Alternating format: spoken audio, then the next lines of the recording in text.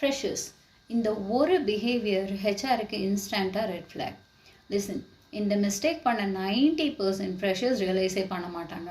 ஆனால் ஹெச்ஆருக்கு ஃபஸ்ட்டு 3 செகண்ட்ஸ்லேயே தெரியும். This is not your grammar, not your confidence. It's something even toppers do it in interviews. When the interviewer asks you, do you have any questions for us? Most of the freshers will say, no sir, everything is clear.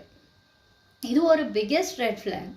HR reads it as lack of curiosity, no awareness, low involvement, not serious about the role. Corporate wants you to think in a certain way.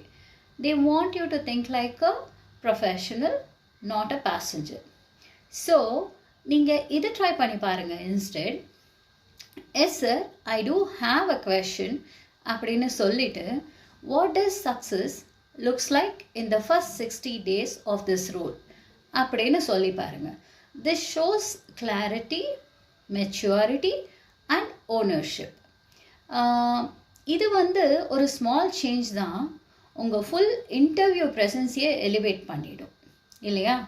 So try பண்ணி பாருங்கள் and DM me for more interview fix.